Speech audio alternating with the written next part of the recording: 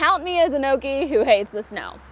But these guys braved the snow and traveled here from Oklahoma to campaign in Iowa for Senator Bernie Sanders. And this guy took a real leap of faith.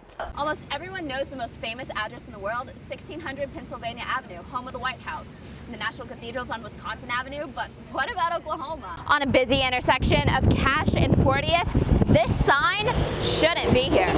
Somewhere in this crowd of still growing hundreds, maybe even thousands, Oklahomans are advocating for DACA, but one mother isn't worried about what deportation may mean for herself, but what it could mean for her American children.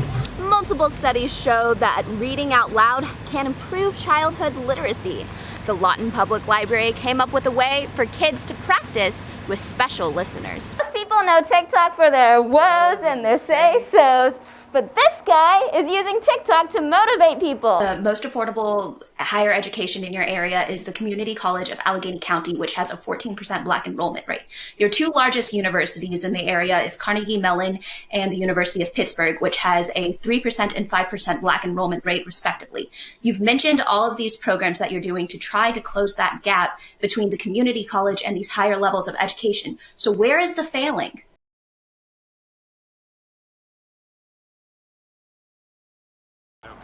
Hi everyone, it's Sarah Beth Gavada with Unfiltered, and I'm here with Politics, the greatest game ever played. I'm Sarah Beth Gavada, Gaylord News.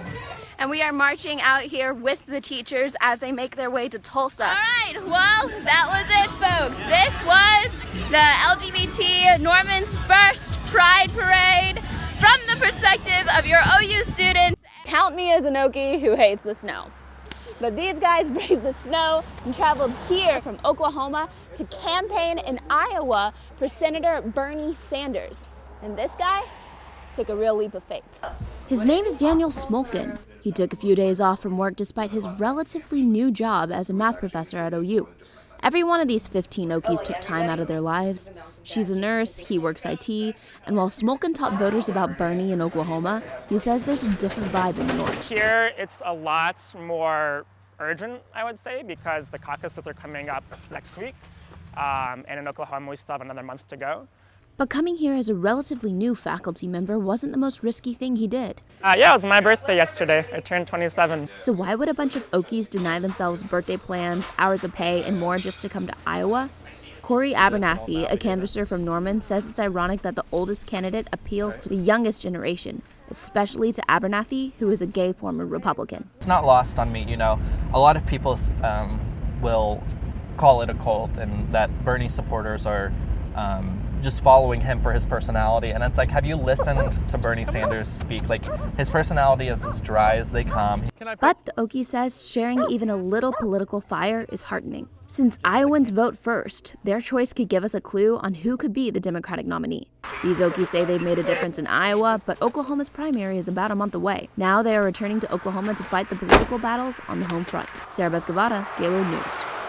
Multiple studies show that reading out loud can improve childhood literacy. The Lawton Public Library came up with a way for kids to practice with special listeners. Most kids sit on the ground, more than 6 feet apart, surrounded by books on every side. Volunteers listen closely to tiny voices trying new words. Kind of helps boost their confidence and just get better with reading. You might have caught a glimpse of the special guests. I'll give you a hint. It's not the grown-ups in the room.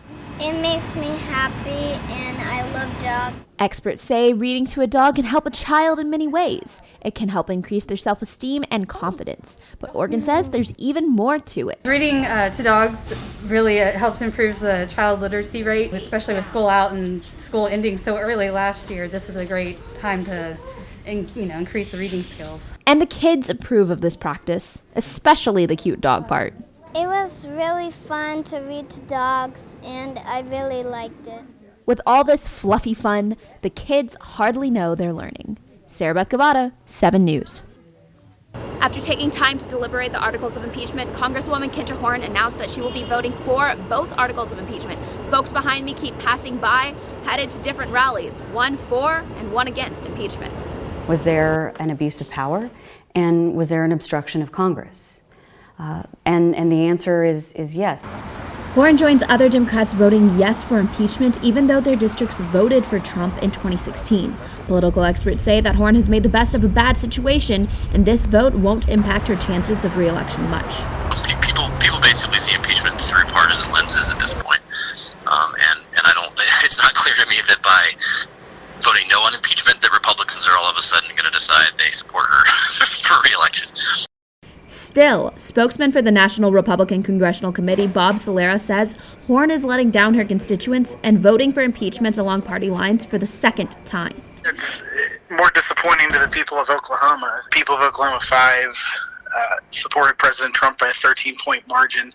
They didn't send Kendra Horn to Washington to remove him from office. Regardless of how the vote turns out tomorrow or the election next year, Horn says she never ran to impeach the president. My heart is heavy that we have to make these kind of decisions, and I'm disturbed by the hyperpartisanship that comes in a lot of forms.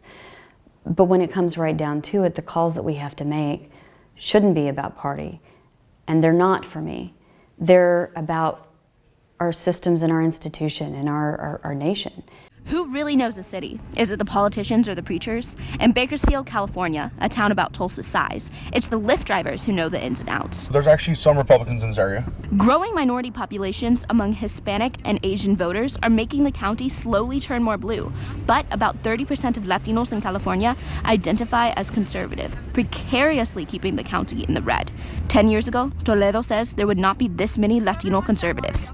I think not. People are starting to understand and actually really care about what's going on in our country. Toledo is a split-ticket voter who identifies as independent, the same as 1/3 of Bakersfield's registered voters. Another third is Republican, and the last chunk Democratic. So why are formerly liberal Latinos being courted by the GOP? We have always been conservative, and we will always be conservative. We just have to match what elected officials and candidates say and do to what our morals and values have always been. Since the number of potential Latino voters has doubled since 2000, a clear, undisputed political fact has emerged.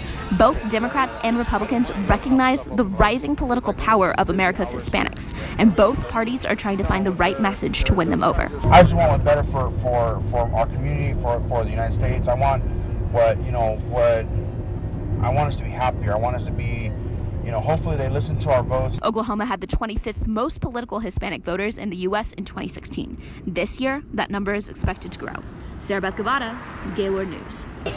Somewhere in this crowd of still growing hundreds, maybe even thousands, Oklahomans are advocating for DACA, but one mother isn't worried about what deportation may mean for herself, but what it could mean for her American children.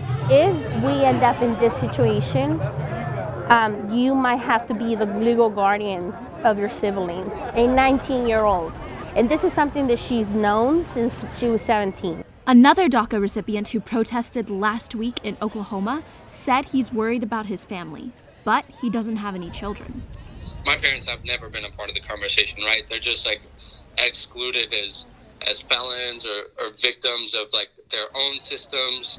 The deportation of Oklahoma's almost 7,000 Dreamers could mean a loss of nearly $350 million to the Oklahoma economy, according to a 2017 study. But that doesn't matter to Angelica Villalobos. We're not just numbers. At the end of the day, we're human beings, and I want them to see that and know that I'm present here today because I want them to see me, and I'm the face to that story. Although she may no longer be able to live in the U.S., Villalobos made history as one of the first 5 videoed testimonies to ever be shown in front of the High Court. While the Supreme Court isn't making a decision today, Angelica and other Oklahomans' lives are still in limbo. Sarah Beth Guevara, Gaylord News.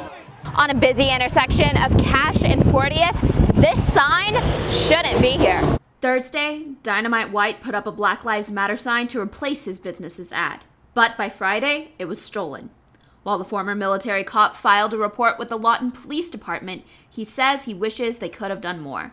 White says his sign was never meant to be political. I was in the United States Army, served as a military policeman, participated in Operation Desert Storm.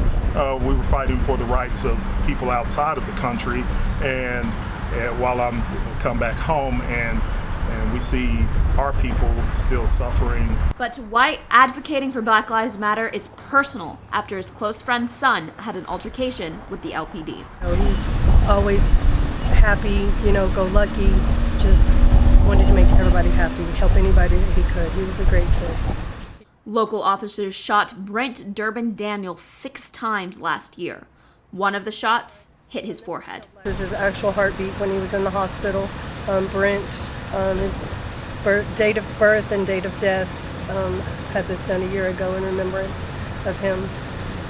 So it's really devastating. White says he remembers Brent as a 19-year-old kid who was kind to everyone and always spread his light. While White says he's never experienced extreme racism, in part due to Lawton's diverse community and Fort Sill, he has to keep advocating for Black Lives Matter and against whoever stole his sign. If I have to replace that sign 1,000 times, I want whoever did it to know that we're not going away.